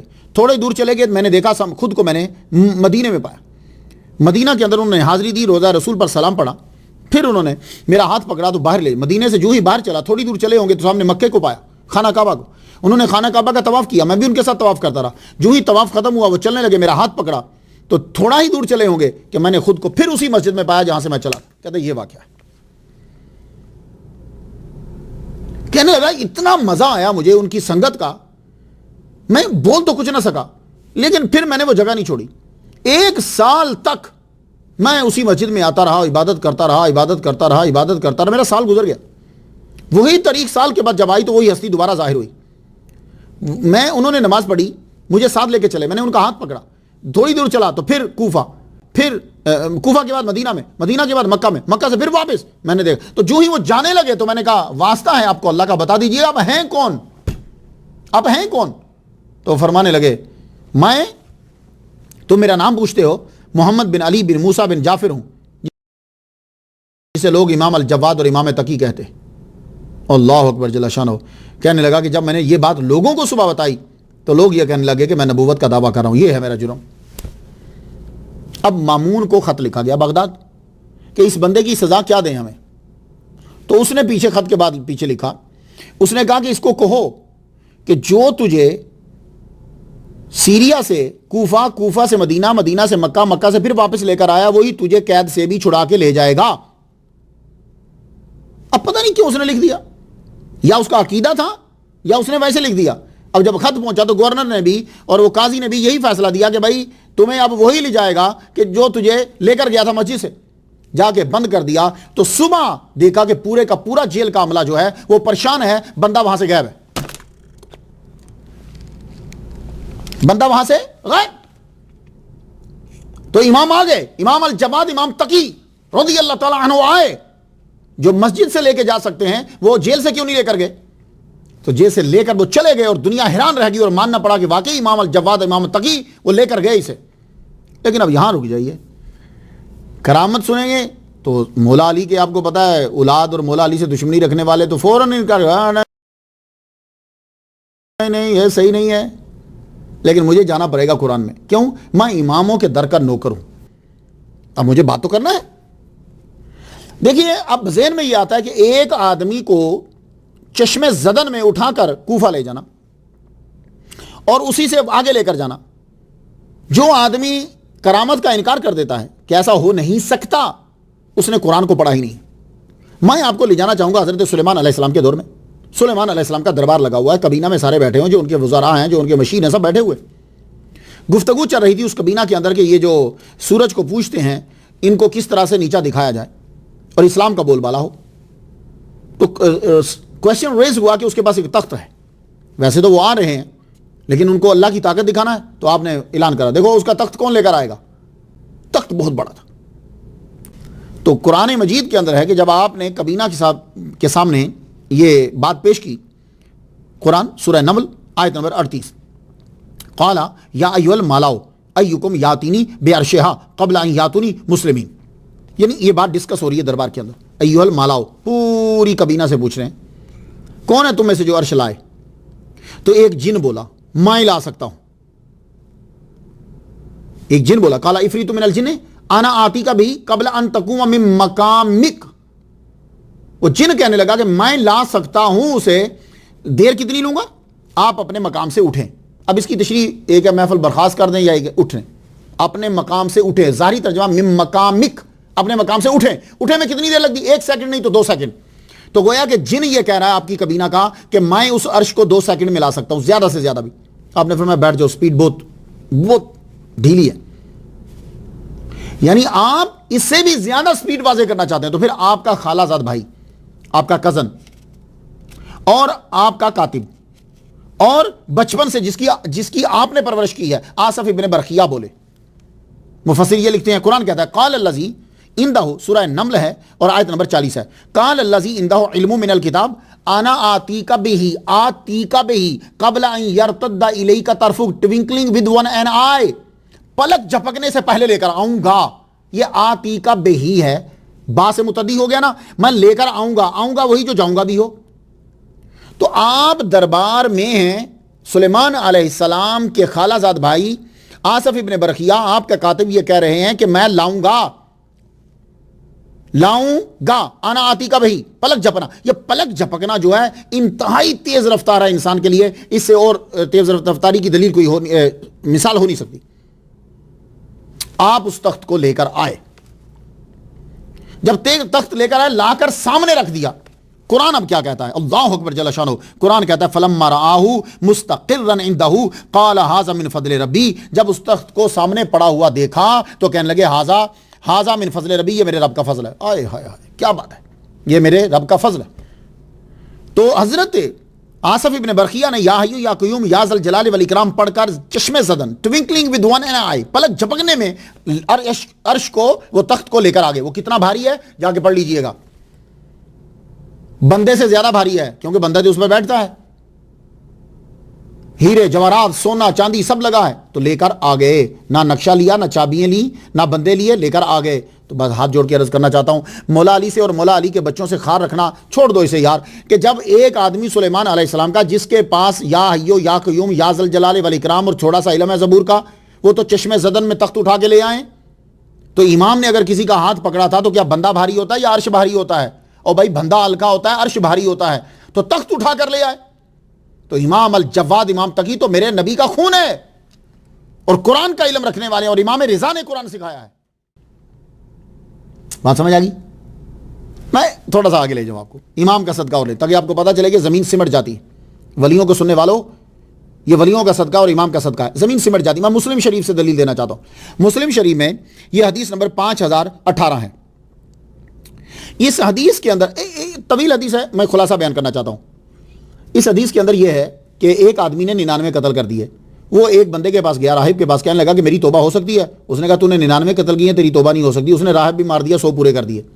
پھر وہ ایک بندے کے پاس گیا، کہنے لگا میری توبہ ہو سکتی ہے. اس نے کہا کون ہے جو اللہ اور تیرے درمیان حائل ہو جائے، لیکن یہ ہے کہ تو اس زمین سے نکل جائے، یہ تیرے لیے اچھی نہیں ہے کیونکہ تو یہاں قتل کر رہا ہے. وہ اس زمین پہ چلا جا، وہاں چند بندے ہیں جو اللہ کی عبادت کر رہے ہیں، تو ان کے پاس جا کے بیٹھ جا، اللہ تعالیٰ تیری توبہ قبول کر لے. اب جب وہ ان نیک بندوں کی طرف چلا، نیک بندے وہاں رہتے تھے، عبادت کرتے تھے، وہ ان کو ملنے کے لیے چلا، رستے میں موت ہو گئی. جب موت ہو گئی اب فرشتے آ گئے. دوزخ والے کہنے لگے ہم لے کے جائیں گے، رحمت والے کہنے لگے ہم لے کر جائیں گے. جھگڑا ہو گیا. اب جھگڑا جب ہوا تو فیصلہ اس بات پہ ٹھہرا کہ زمین کو ماپو. زمین اگر یہ ولیوں کے قریب ہے، عبادت کرنے والوں کے قریب ہے تو جنت میں جائے گا، اگر ان سے دور ہے تو پھر دوزخ میں جائے گا. تو یہی تو ہمارے نے سلسلہ شروع کیا ہے کہ تم ولیوں کے قریب آ جاؤ. یہ جو 85واں لیکچر جا رہا ہے، اس لیکچر کو بیان کرنے کا مقصد کیا ہے؟ یہ پوری دنیا سے جو ہمارے دوست ساتھی بن رہے ہیں، کس لیے بن رہے ہیں؟ تاکہ ولیوں کے قریب ہو جاؤ. اور مسلم شریف نے یہ بتا دیا ہے کہ جو 100 قتل کرنے والا بھی ولیوں کے قریب جا رہا ہو، رب اس کو معاف فرما دیتا ہے. یہ تو اس دور کے ولی ہیں. محمد مصطفیٰ کے ولیوں کا کیا کمال ہوگا؟ اللہ کے بندوں، مرنے سے پہلے توبہ کر لو. یہ جملہ اگر سمجھ میں آ گیا، زندگی کامیاب ہو گئی. مسلم شریف حدیث نمبر 5018. اب وہ 100 قتل کرنے والا ولیوں کو ملنے جا رہا ہے، جہاں وہ عبادت کرتے ہیں بندے چند بیٹھ کر، ان کی طرف جا رہا ہے. جب مر گیا تو زمین ادھر کی بڑھنے کے بجائے یہ ذرا دور ہو گئی، یہ قریب نہ ہوئی. اب معاذ بن معاذ کی روایت ہے، یہ سب لوگ یاد کر لیجئے گا، بہت مشکل سے حوالے ملتے ہیں. معاذ بن معاذ کی یہ روایت ہے کہ وہ روایت یہ ہے کہ فاوحى الله الى هذه ان تباعدي والى هذه ان تقربي. اللہ تعالیٰ نے پھر وہی فرمائی زمین کی طرف، کہا اے ٹکڑے تو دور ہو جا، اور اے یہ ٹکڑے جہاں وہ عبادت کر رہے ہیں قریب ہو جا۔ تو زمین کو قریب کر دیا، تو جب ماپا گیا تو وہ ان لوگوں کی طرف قریب تھا جو عبادت کر رہے تھے، رب تعالیٰ نے اس کو جنت میں بھیج دیا۔ اس لیے یہ سلسلہ شروع کیا ہے کہ آپ لوگ جب ان کے قریب آ جاؤ گے، ان کی محبت دل میں لے آؤ گے، تو اللہ تعالیٰ گناہوں کو معاف فرما دیتا ہے۔ یہ ہے، اور جب بنی اسرائیل کے ولیوں کا یہ عالم ہے تو محمد مصطفیٰ صلی اللہ علیہ وسلم کے امت کے ولیوں کا مقام کیا ہوگا؟ اب ذرا ایک اور چیز سن لیجئے، زمین کو مختصر کر دینا یا جلدی سے کسی جگہ پہ پہنچ جانا، یہ سائنس سے بھی ثابت ہے۔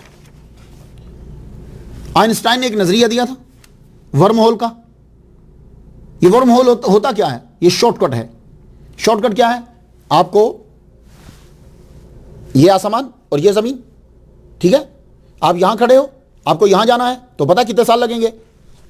سینکڑوں نوری سال، یعنی بجلی کی رفتار سے سفر کرو تو تب بھی سینکڑوں سال لگیں گے، تب یہاں پہنچو گے۔ لیکن وہ یہ کہتا ہے ورم ہول، جس کو وہ نام دیتا ہے آئنسٹائن روزن برج جسے کہا جاتا ہے، وہ کہتا ہے کہ اگر تمہیں کسی شارٹ کٹ کا پتا ہو بیچ کے رستے کا تو تم ادھر سے ایسے جاؤ تو فوراً پہنچ جاؤ گے۔ تو مجھے یوں لگتا ہے کہ جیسے آسمان میں ہیں ایسے ہی زمین میں بھی راستے ہیں۔ تو وہ کیسے ہیں؟ یہ ولیوں کو پتا ہوتا ہے، وہ قدم اٹھاتے ہیں تو دوسری جگہ پہنچ جاتے ہیں۔ تو سائنٹیفکلی بھی تم لوگ بڑی تیزی کے ساتھ دوسری جگہ پہ پہنچ جاتے ہو۔ حضرت خضر علیہ السلام کتنی جگہ میں پہنچ جاتے ہیں، رجال الغیب چشمے زدن پہ پہنچ جاتے ہیں۔ بلکہ جو کتب عالم ہے وہ جو نماز پڑھاتے ہیں، یہ سارے کتب اس کے پیچھے نماز پڑھتے ہیں۔ تو کتب ایک جگہ پہ تو ہوتے نہیں ہیں، کئی جگہوں پہ ہوتے ہیں، وہاں سے وہ پھر موو کرتے ہیں، ٹریول کر کے جاتے ہیں کتب عالم کے پیچھے نماز پڑھنے کے لیے۔ تو وہ کیسے سفر کرتے ہیں؟ تو اللہ اکبر جل شانہ ہو۔ تو اس عظیم ہستی نے ہمیں سبق دیا، سخاوت کا سبق دیا، تقوی کا سبق دیا۔ گویا کہ امام کی زندگی بول بول کے کہہ رہی ہے، دنیا کا سردار بننا ہے تو سخی بن جاؤ، آخرت میں سردار بننا ہے تو متقی بن جاؤ۔ تو امام الجواد، امام التقی، اللہ اکبر جل شانہ۔ اور ایک اور مثال دے دوں میں آپ کو، میرے امام پر اعتراض کرنے والے ساری حدیثوں کو بھول جاتے ہیں۔ حضور پاک صلی اللہ علیہ وسلم کی وہ حدیث جو مسند امام احمد میں ہے، وہ جو نماز پڑھا رہے تھے آپ، مشہور تو اس طرح ہے، ہاتھ بڑھایا پھر پیچھے کیا، ہاتھ بڑھایا پھر پیچھے کیا، ہاتھ بڑھایا۔ لیکن حدیث کو پڑھنے کے بعد علامہ زبیر نقشبندی مدد اللہ علی مال کی 88 آپ فرما رہے تھے، کہنے لگے کہ وہ یتناولو، کہ آپ نے وہ فواکہ اس میں سے انب جو ہے، انگور جو ہے، وہ یتناولو۔ تو صحابہ نے کچھ فیل کرا، عصر کی نماز تھی یا ظہر کی نماز تھی، راوی کو ذرا بھول کنفیوژن تھا، لیکن نماز تھی ظہر یا مدینہ میں۔ تو پوچھا یا رسول اللہ، ابی ابن کعب رضی اللہ تعالیٰ عنہ نے پوچھا یا رسول اللہ آپ کچھ ایسا کر رہے تھے جو پہلے ہم نے کبھی نہیں دیکھا۔ تو فرمانے لگے کہ وہ کیا تھا کہ جنت میں میرا ہاتھ پہنچ گیا تو جنت میرے سامنے، میں نے انگور کو دیکھا تو میرا دل چاہا کہ توڑ کے تمہارے لیے لے آؤں۔ اگلا جملہ سنیے، آسمان اور زمین والے سب کھاتے رہتے، کبھی ختم نہ ہوتے، کبھی ختم نہ ہوتے۔ تو اب دیکھیے حضور مدینہ میں ہے اور جنت ساتویں آسمان میں ہے، عند سدرۃ المنتہی عندہا جنت الماوا۔ تو کیسے لپٹی ہر چیز۔ تو اس لیے پلیز سمجھنے کی کوشش کرو، ایسا نہ کیا کرو معتزلہ کی طرح کہ خارجیوں کی طرح کہ جو سمجھ میں نہ آئے اس کو ریجیکٹ کر دیا۔ جس نے دنیا میں آنا ہے پھر آخر اس نے جانا بھی ہے۔ امام آپ نے 25 سال 6 ماہ اس زمین کی سطح پر گزارے، 26 ذی الحج بروز بدھ 220 ہجری کو آپ دنیا فانی سے پردہ فرما گئے۔ کچھ مورخین کا اصرار ہے کہ آپ کو زہر دے کر شہید کیا گیا اور آپ کی زوجہ نے زہر دیا۔ بہرحال تاریخ کے وسیع میدان ہے اور جہاں مورخین گھومتے ہیں، اور اگر واقعہ مورخ سے پہلے کا ہے تو پھر کچھ نہ پوچھو، پھر سچ جاننے کے لیے کافی تگ و دو کرنا پڑتی۔ آپ کا مزار انور امام موسیٰ کاظم رضی اللہ تعالیٰ عنہ کی قبر کی پچھلی سائڈ پر۔ لیکن سوال یہ پیدا ہوتا ہے کہ امام تو مدینہ رہتے تھے، امام الجواد، امام تقی، یہ تو مدینہ رہتے تھے، یہ بغداد میں ان کا روزہ کیسے بن گیا؟ ہے نا، کویشچن تو ہے۔ اصل میں ہوا کیا کہ مامون نے اپنی بیٹی ام فضل کا نکاح کر مدینہ بھیج دیا تھا، ان سے اولاد نہیں تھی ام فضل سے، تو آپ نے جو ہے وہ دوسری شادی کی، ان سے بچے ہوئے آپ کے۔ ان کو یہ رہتا تھا کہ یہ دوسروں کے ساتھ کیوں رہتے ہیں، تو ظاہر ہے نسل کو آگے بڑھانا تو ہے، نسل کو چلانا تو ہے۔ تو انہوں نے جب شکایت کی تو مامون ذہین تھا، اس نے ڈانٹ دیا۔ تو مامون کی زندگی کے اندر ام فضل بغداد نہیں آ سکی، لیکن جب مامون دنیا سے چلے گئے 218 میں، اب اس نے شکایت کری اپنے بھائی کو، بھائی معتصم باللہ جو ہے وہ وزیر بنا، خلیفہ بنا۔ جب معتصم باللہ بنا تو اس نے جب شکایت کی تو معتصم باللہ جو ہے وہ ان کی باتوں میں آ گیا، اپنی بہن کی باتوں میں بلا لیا۔ جب بلا لیا تو بغداد میں آ گئے، یہاں آ کر رہنے لگے۔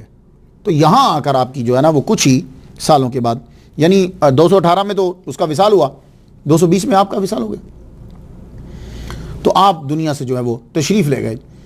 تو معتصم باللہ کے دور کے اندر اللہ اکبر جل شانہ 25 سال کی عمر میں ظاہری پردہ، آپ نے فرمایا آپ کو کاظمین میں دادا کے ساتھ، امام موسیٰ کاظم دادا کے ساتھ آپ کو دفنا دیا گیا۔ یہ مزار آج بھی مرجع خلائق ہے، دنیا آتی ہے، لوگ زیارت کرتے ہیں آتے، اور یہاں کا صفائی کرنے والا عملہ آپ کبھی ان کو دیکھ لیجئے، صفائی کرنے والا عملہ اس طرح لگتا ہے جیسے کسی ملک کی فوج ہے، ان کی وردی آف آنر دیکھا کبھی کوئی بادشاہ آتا ہے یا وزیر آتا ہے تو فوجی جو ہے نا وہ یوں کھڑے ہو کر سیلوٹ کرتے ہیں، تو وہ بیچ میں چل رہا ہوتا ہے، بالکل بین ہی ایسی ہی سچویشن ہوتی ہے، صفیں بنا کر یہ سب کھڑے ہوتے ہیں اور پہلے گارڈ آف آنر ہوتا ہے، وہ سلامی پیش کرتے ہیں، سلامی پیش کرنے کے بعد بہترین سوٹڈ بوٹڈ، اس کے بعد وہ ہاتھ میں جھاڑو لیتے ہیں اور وہ صفائی کرتے ہیں۔ تو آپ جانتے ہو کہ یہ عملہ رضاکارانہ والنٹیئرلی کام کرتا ہے، پیسے نہیں لیتا، اور اس میں شامل کون ہوتے ہیں؟ وکیل، وکلاء، شرفاء، علماء، فضلاء، بڑے بڑے نیک لوگ، بڑے بڑے آدمی، ڈاکٹرز اس کے اندر شامل ہوتے ہیں، اور امام الجواد، امام تقی رضی اللہ تعالیٰ عنہ کے در پر جھاڑو دینا اور زائرین کی خدمت کرنا یہ اپنے لیے جنت کا سبب سمجھتے ہیں۔ یہ امام کا در ہے، اللہم صلی علی سیدنا محمد و آباء محمد و آل محمد و اصحاب محمد و بارک وسلم۔ آج بھی ان کے وسیلے سے اگر دعا مانگی جائے تو اللہ تعالیٰ جو ہے وہ دعا قبول فرماتا ہے۔ اس کی مثال ہمارے احمر اللہ الدین صاحب ہیں، کیلیفورنیا میں ہوتے ہیں، بڑا پڑھا لکھا بچہ ہے یہ، یہاں لیکچر دیتا ہے، MBA کرا ہوا ہے، بہت اچھی نیک لوگ ہیں یہ۔ مجھے انہوں نے یہ بتایا 20 جولائی 2015 کو فون آیا، تو کہنے لگے یار پاکستان سے ایک بندے کا فون آیا، ان کے بابا ہیں محمد افضل بنگش، وہ 77 سال ان کی عمر ہے، اور آنتیں جو ہیں وہ ٹوسٹ کر گئیں، اب ان کا آپریشن ہوا، جب آپریشن ہوا تو ہوش ہی نہیں آ رہی، 77 سال عمر ہے، ہوش ہی نہیں آ رہی۔ انہوں نے پاکستان سے کال کری احمد علاؤدین صاحب کو، کہنے لگے یار دعا کرو، تو انہوں نے کہا گاڑی روک کے کہا سنو تم امام الجواد امام التقی رحمۃ اللہ علیہ کے صدقے سے دعا مانگو، میں بھی مانگتا ہوں، اللہ تعالیٰ کرم فرمائے گا۔ انہوں نے یہاں دعا مانگی، 24 گھنٹے کے بعد فون آ گیا کہ انہیں ہوش آ گیا ہے، اب وہ بالکل صحیح ہیں، اللہ اکبر جل شانہ۔ تو میں دعا کرتا ہوں یا اللہ امام محمد التقی الجواد رضی اللہ تعالیٰ عنہ کا صدقہ جس طرح محمد افضل صاحب کو تو نے شفا دی ہے، یا اللہ تعالیٰ ہم لوگوں پر بھی کرم فرما مالک، دین اسلام کی تبلیغ کے لیے جتنے ذرائع پاورز اختیارات اٹریکشنز ہیں سب عطا فرما۔ میں تو ان کے لیے فاتحہ پڑھ چکا، تعالیٰ ان پر رحمت نازل فرمائے، اور فاتحہ بھی پڑھی ہے، جب سے لیکچر شروع کیا ہے مسلسل فاتحہ پڑھ رہا ہوں، اللہ تعالیٰ قبول فرمائے، اللہ اولاد علی و فاطمہ کا صدقہ سب کی مشکلیں آسان فرمائے۔ اجازت دیجیے، وآخر دعوانا الحمدللہ رب العالمین۔